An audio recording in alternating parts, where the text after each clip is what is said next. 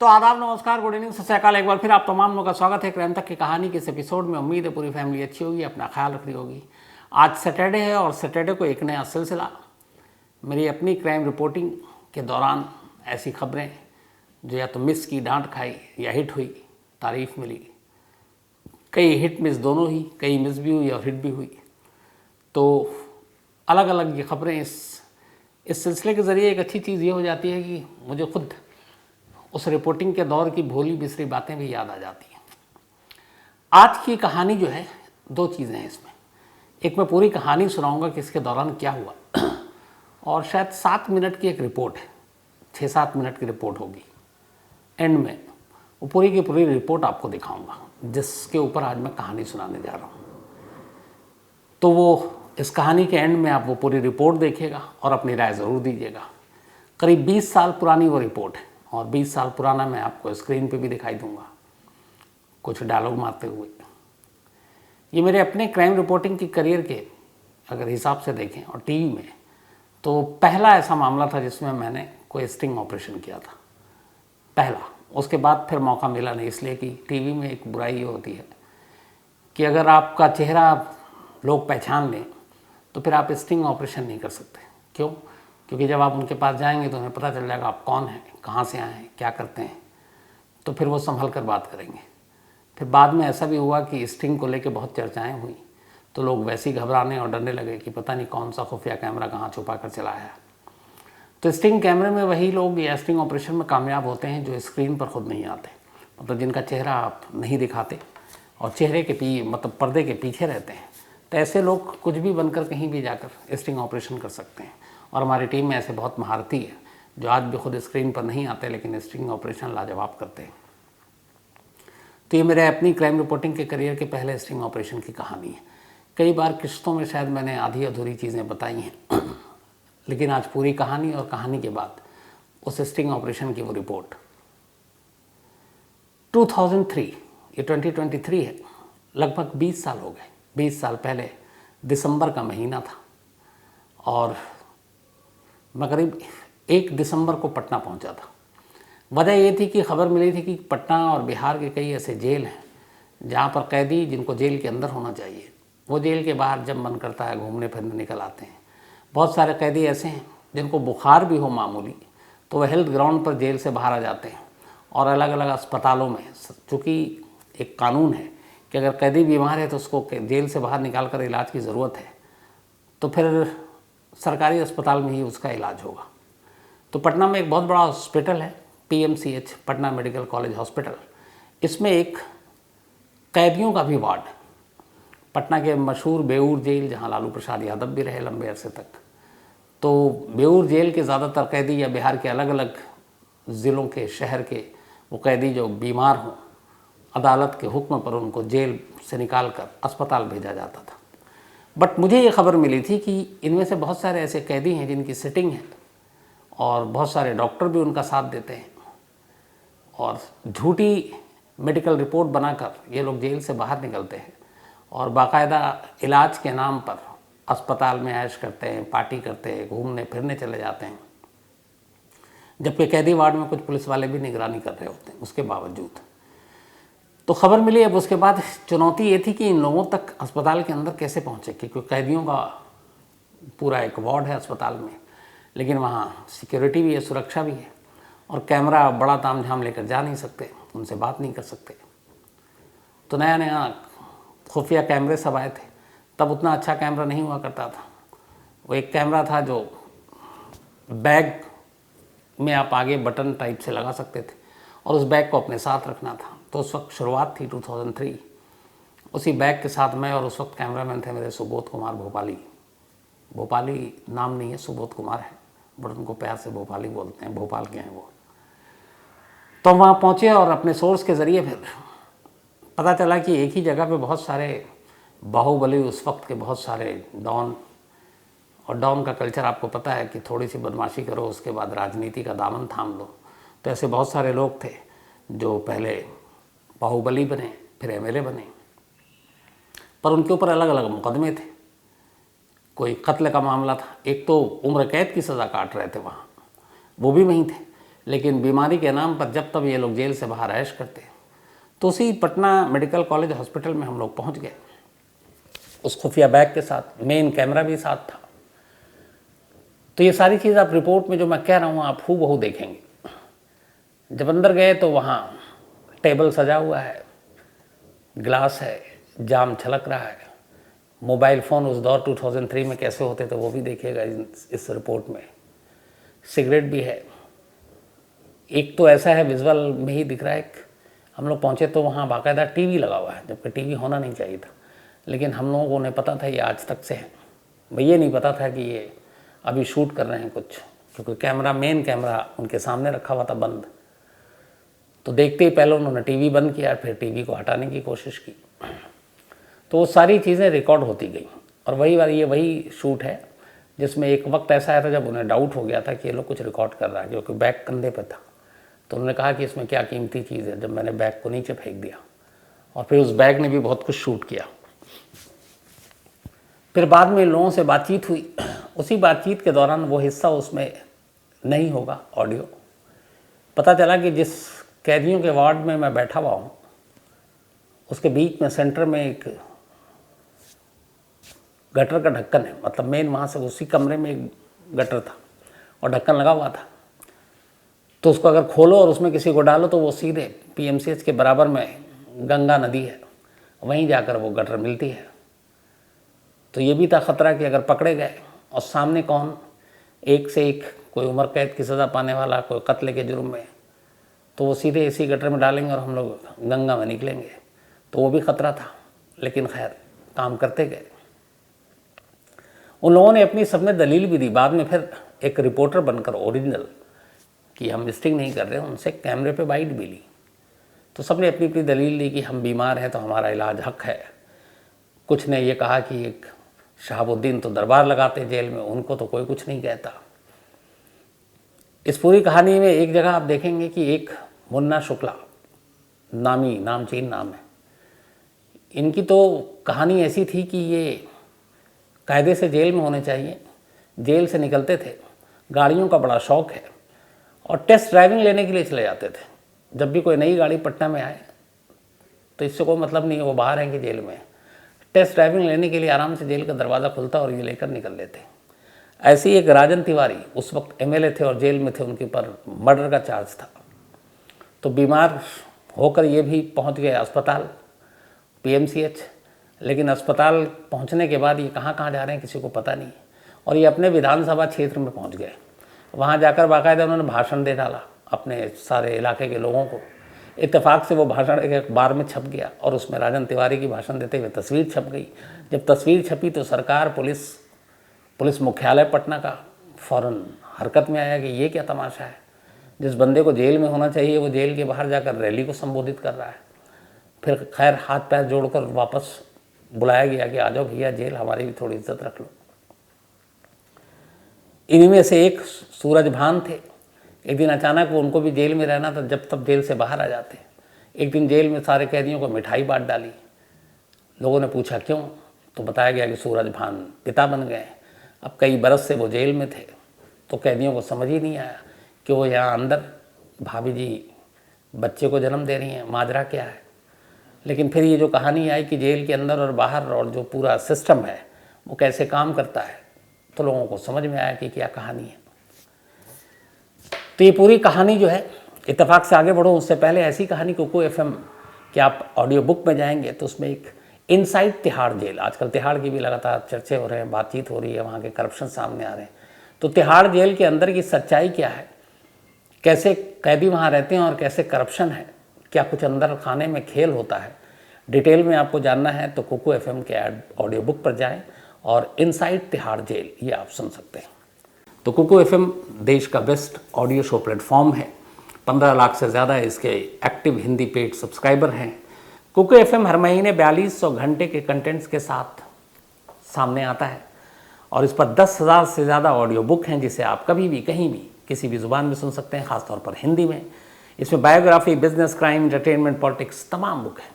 और क्राइम तक फैमिली के लिए ख़ास ऑफ़र है कुकू FM ऐप की तरफ से, और वो ऑफ़र है इस बार 50% डिस्काउंट। तो यानी आप पहले महीने के लिए सिर्फ 49 रुपीज़ में सब्सक्रिप्शन हासिल कर सकते हैं और 10,000 से भी ज़्यादा जो ऑडियो बुक का ख़जाना जहाँ चाहें जब चाहें सुन सकते हैं। और डिस्क्रिप्शन में लिंक है, तो लिंक में जाएं और क्राइम तक फैमिली के लिए क्राइम 50 कूपन कोड है, उसका इस्तेमाल करें और 50% डिस्काउंट पाएँ। 99 रुपीज़ का सब्सक्रिप्शन पहले मंथ के लिए, सिर्फ 49 रुपीज़ में। तो ये कहानी बिहार जेल की थी और बेऊर जेल की। कमाल की बात यह थी कि जब इन सारे कैदियों से हमने बात की, उसके बाद शक हुआ इन्हें कि शायद हम कर रहे हैं, और इस दौरान में हमने बता भी दिया था कि हम किस होटल में ठहरे हैं और इसके बाद कब जा रहे हैं, हमारी वापसी की फ़्लाइट कब है। लेकिन फिर कई ऐसी चीज़ें हुई, ड्राइवर ने सुन लिया, उसने समझ लिया कि हमने स्टिंग किया है, और सामने कौन, सारे आधे दर्जन वो जिनके लिए मर्डर और कत्ल करना कोई बड़ी बात नहीं। तो फिर हमें रात को ही होटल छोड़ना पड़ा। पटना एयरपोर्ट की जगह हमें गाड़ी पकड़कर बाई रोड रांची जाना पड़ा, फिर रांची से दिल्ली आना पड़ा। ये सारी इसी कहानी का पार्ट था जो इस स्टिंग ऑपरेशन के दौरान थे। अब जब हमारी सारी सच्चाई सामने आई कि जिन कैदियों को कायदे से जेल के अंदर रहना चाहिए, वो इलाज के नाम पर अस्पताल में इतनी आसानी से कैसे पहुंचते हैं, इसका रूट क्या है। तो बहुत सारे जो सोर्स थे बताया कि सिर्फ फीवर अगर किसी कैदी को है तो वो ही पहुंच जाता था कि तबीयत ख़राब है। और उस वक्त वो दौर था, शायद सोशल मीडिया भी इतनी ताकतवर नहीं थी ही नहीं, कि बुखार के नाम पर भी जेल से बाहर जाओ, पटना मेडिकल कॉलेज वहाँ जाकर ऐश करो, उनको बाहर कर दिया जाता था। उस वक्त जो इंस्पेक्टर जनरल ऑफ पुलिस थे पूरी बिहार के जेल के, फिर आखिर में पटना में उनसे मिलने गया।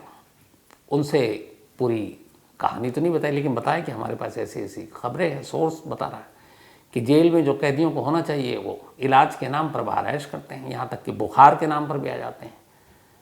वो इतने मासूम और भोले थे वो आईजीपी साहब के, उन्होंने आज के दौर में अगर सोशल मीडिया हो तो शायद कोई ऐसा बोले भी नहीं। उन्होंने सीधे सीधे इस बात को स्वीकार कर लिया और कहा कि हाँ, हम लोग ध्यान रखते हैं, सब कुछ होता है, लेकिन ऐसा हो सकता है, मैं डिनाई नहीं कर सकता हूँ। ये भी आप इस रिपोर्ट में आगे देखेंगे जो वो कह रहे हैं।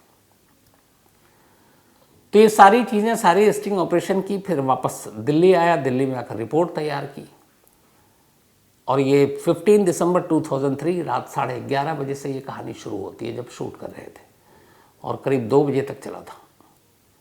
फिर वापस आए थे और फिर ये जो स्टोरी गई। इसके बाद, इससे पहले ये हुआ था कि कुछ लोगों ने एक रिट पिटीशन दाखिल कर दी थी पटना हाई कोर्ट में, और वो लोग थे जो पीड़ित थे, मतलब जिनके घर में किसी ने कत्ल किया या किसी को ऐसे बाहुबली ने धमकाया, परेशान किया। तो उनका ये था कि अरे ये अदालत ने तो इनको सज़ा सुनाई है, इनको जेल में होना था, ये तो बाहर घूम रहे हैं, ये तो जेल के अंदर होने की बजाय चुनाव अपनी रैलियों को संबोधित कर रहे हैं, कोई गाड़ियों का टेस्ट ड्राइव ले रहा है। एक एमएलए तो ऐसे थे साहब वहाँ पर कि उनका शाम का काम ही एक था, ये जो चूँकि जितने बाहुबली थे वो इस हॉस्पिटल के वार्ड में बैठते, टेबल सस्ती, आप वो भी देखिएगा, उसमें गिलास से लेके बोतलें सब कुछ। तो वो हर शाम पाबंदी से कैदी वार्ड पटना के उस अस्पताल में पहुंच जाते।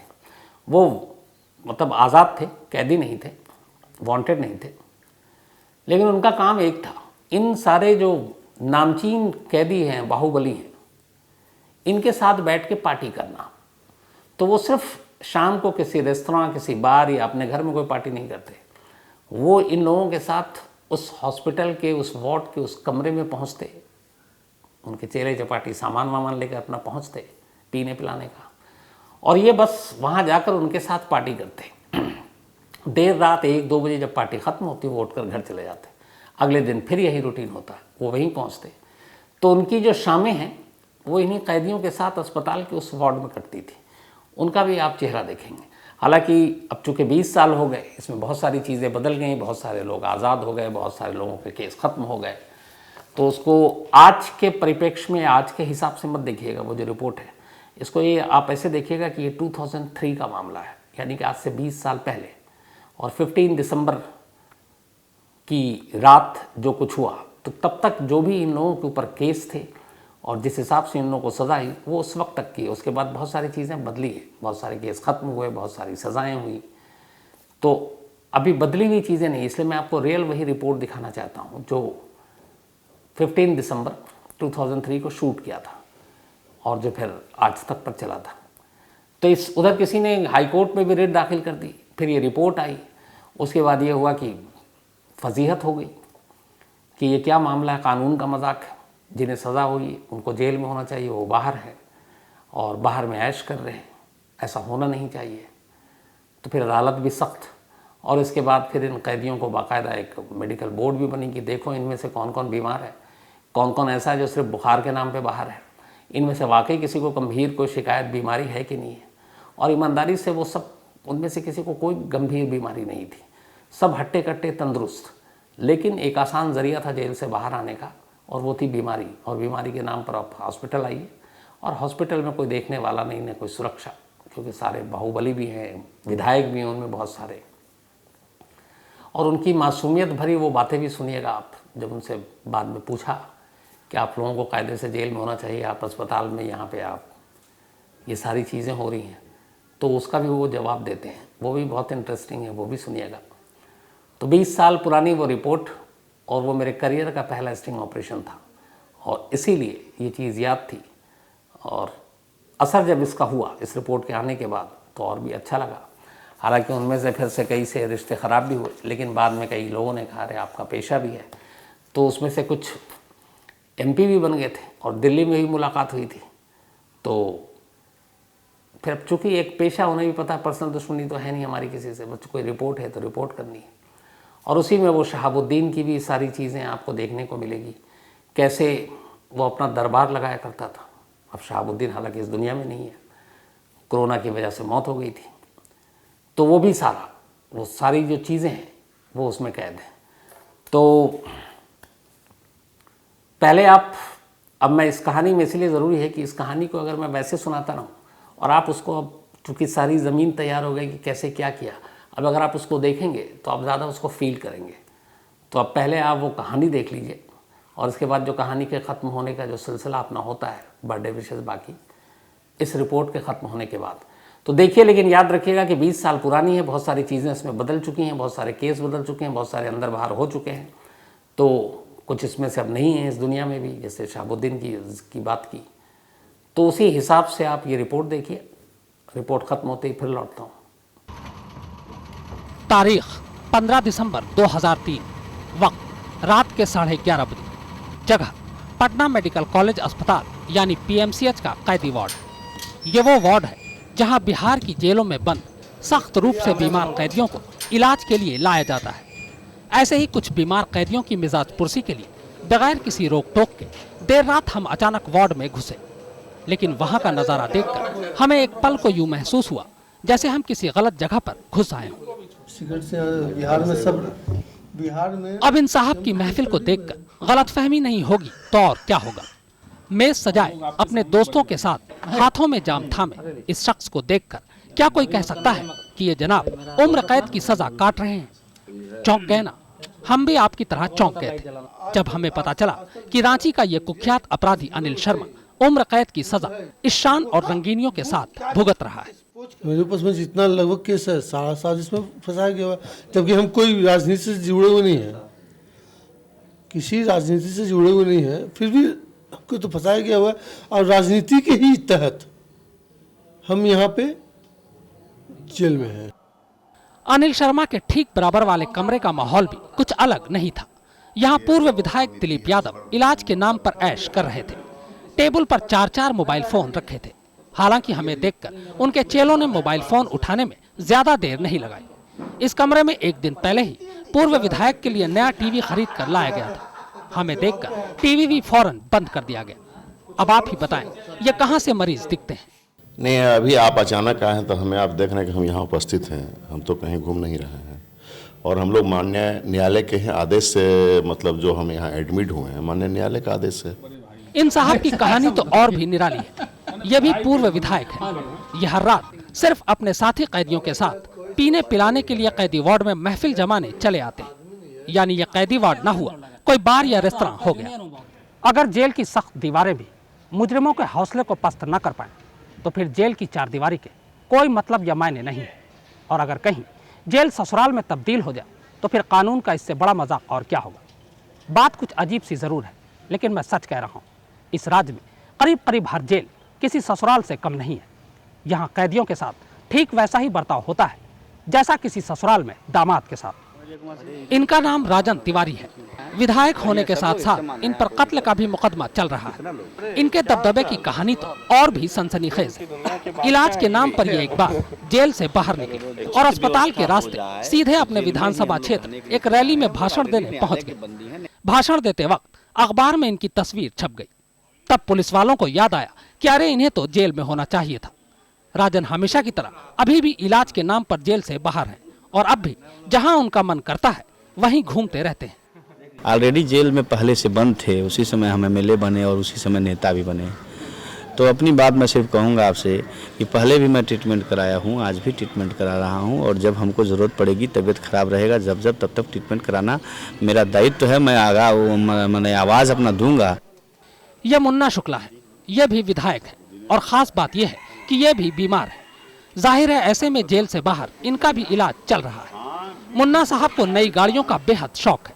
ये अंदर हो या बाहर, जब भूत सवार होता है तब नई गाड़ी खरीदने और उसका ट्रायल लेने पहुंच जाते हैं। अब कोई यकीन करेगा कि जिस वक्त उन्हें जेल की चारदीवारी के अंदर होना चाहिए था, तब वो इस चमचमाती कार को खरीद कर उसका ट्रायल ले रहे थे। मुन्ना शुक्ला का तर्क है कि जब बाहुबली सांसद शहाबुद्दीन सिवान जेल में रहते हुए दरबार लगा सकते हैं, बैडमिंटन खेल सकते हैं, तो उन लोगों पर ही उंगली क्यों उठाई जा रही है। वैसे मुन्ना शुक्ला 17 दिसंबर को जमानत पर बाहर आ गए। वो तो बैडमिंटन नहीं खेल रहा है, खेलने वाला वही जो खेल रहा है बैडमिंटन नहीं खेल रहा है। हम लोग अपना इलाज करा रहे हैं। हम लोग तो कई बार देखिए यहाँ पर हम लोग कहाँ घूमेंगे। यहाँ सामने इमरजेंसी है इधर। और ये वो शख्स है जिसकी दुहाई देकर बाकी कैदी अपने आप को बचाने की कोशिश कर रहे हैं। इनसे तो आप वाकिफ होंगे। यह है सांसद शहाबुद्दीन। कहा जाता है कि ये सिवान के बेताज बादशाह है, मगर फिलहाल सिवान जेल में बंद है।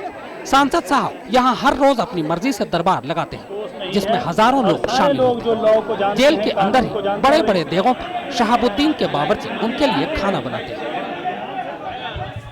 इन साहब की तो बात ही निराली है। ये बिहार के बड़े माफिया डॉन में से एक सूरज भान है। ये साहब पिछले 5 सालों से बेऊर जेल में बंद हैं। करीब साल भर पहले एक दिन अचानक इन्होंने पूरे जेल में मिठाइयाँ बंटवा दी। मिठाई खाने के बाद लोगों को पता चला कि सूरज भान की पत्नी ने एक बेटे को जन्म दिया। जेल में रहते हुए ही इन्हें कब और कैसे बाप बनने का मौका मिल गया, ये बात बेशक आपको चौंका सकती है, लेकिन जेल में बंद कैदियों को नहीं। और जेल से आने के लिए तो वहाँ देना पड़ता था। फिर यहाँ वार्ड में रहिए तो मान लीजिए एक आदमी जाता था तो उसके लिए कुछ व्यवस्था करने पड़ते थे। ये तो बिहार के जेलों में सजा के नाम पर मजा लूट रहे कैदियों की बानगी भर है। आलम यह है कि यहाँ कई बार पैसे या धौंस पर कैदियों को सिर्फ सरदर्द के इलाज के लिए भी अस्पताल भेज दिया जाता है। और ये बात कोई और नहीं, खुद बिहार की जेलों के इंस्पेक्टर जनरल ऑफ पुलिस भी मानते हैं। हो सकता है ऐसी बात, लेकिन ऐसी बात जब आती है उस मामले में तो हम लोग पूछते हैं, डॉक्टर से कार्रवाई करते हैं और भविष्य में भी अगर पाया जाएगा कि ऐसा मामला आया तो हम लोग निश्चित रूप से कार्रवाई करेंगे। लेकिन माने हर एक मामले में कभी ये डेफिनेटली है, वो माने प्रेशर में कर सकते हैं, इन्फ्लुएंस में कर सकते हैं, थ्रेट के अंदर कर सकते हैं, तो मैं डिनाई नहीं कर सकता।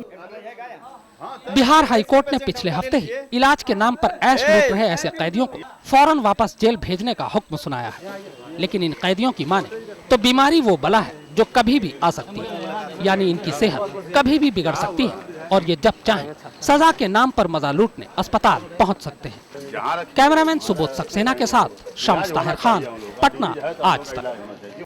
तो उम्मीद है कि जो शुरुआत में आपको कहानी बताई उसके बाद आपने ये रिपोर्ट देखी तो वो सारी चीज़ें आपकी नज़रों के सामने भी घूम गई होंगी। तो ये थी वो पहली रिपोर्ट और पहली स्टिंग, जो उस वक्त का स्टिंग ऑपरेशन था।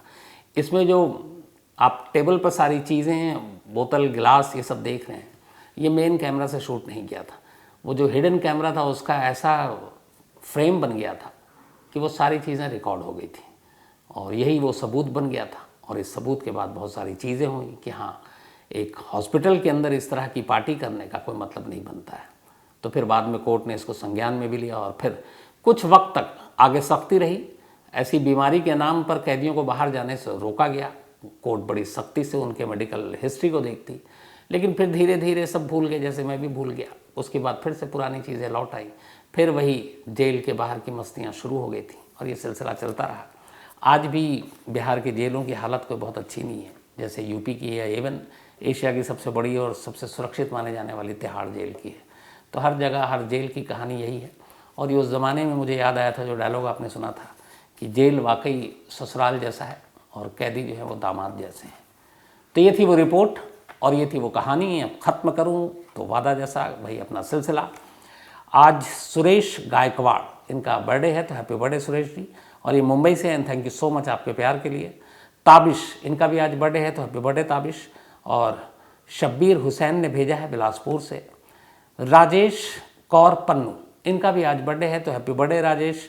और ये गुरपिंदर सिंह जी की बिटियाँ हैं, बल्कि इनका कल है, संडे है, कल कहानी होती नहीं, तो एडवांस में हैप्पी बर्थडे। बल्कि सॉरी नाम गलत लिया, रीझ कौर पन्नू, तो एडवांस में हैप्पी बर्थडे रीझ, हमेशा खुश रहो, अच्छी रहो। साथ ही आज रमेश सोलंकी जी की बिटिया का भी जन्मदिन है, इन्होंने नाम लिखा नहीं लेकिन बहुत बहुत बधाई। दीपेश मंगल इनका भी आज बर्थडे है, तो हैप्पी बर्थडे दीपेश जी। और ये ऋतु बंसल जी ने भेजा, उनके पति हैं ये। काशिफ सैफ़ी इनका भी बर्थडे है, तो हैप्पी बर्थडे काशिफ। और ये अपने क्राइम तक टीम में मोहम्मद आसिम हैं, उनके दोस्त हैं, उन्होंने दरख्वास्त की थी, रिक्वेस्ट की थी, तो हैप्पी बर्थडे काशिफ। इसके अलावा आयुषी इनका भी बर्थडे है, हैप्पी बर्थडे आयुषी, हमेशा अच्छे रहो। और ये धनंजय जोशी जी ने भेजा, उनकी बेटियां हैं।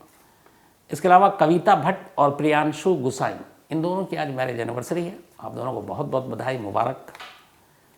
साथ ही ध्रुव वर्मा इन्होंने एक कहानी की फरमाइश की है, एंड सॉरी ध्रुव, आपकी कहानी की फरमाइश बहुत डिले हो गई, उसके लिए माफ़ी, लेकिन जल्दी सुनाता हूँ। साथ ही पौरावी पाटिल हमेशा की तरह वही कॉमेडी, सारे मेल, लेकिन थैंक यू, खुश रहो, अच्छी रहो, और तारीफ़ के लिए शुक्रिया भी। और वो कैमरे का कोई खेल नहीं है, वैसे ही हूँ मैं। इसके अलावा Surendra Dhaliwal, thank you so much, और आपने जो आइडिया दिया उस पर जल्दी अमल करेंगे सुरेंद्र जी। सुमन पॉल और खादिम किडनैपिंग केस कोलकाता वाली की इन्होंने फरमाइश की है सुमन जी, और ये मैं सुना चुका हूँ, आपको इसी कहानी की लिस्ट में मिल जाएगी। Arshad Raza, thank you so much Arshad sahab, आपका भी, एंड सब ठीक है, शुक्रिया आपने जो पूछा। मोहम्मद शाहनवाज, थैंक यू आपका भी। तो आज कहानी में इतना ही, और उस रिपोर्ट पर अपनी राय ज़रूर देखिएगा जो आज आपने देखी, 20 साल पुरानी। अब आपसे मुलाकात होगी मंडे को किसी नई कहानी के साथ, तब तक अपना ख्याल रखिएगा। Thank you very much.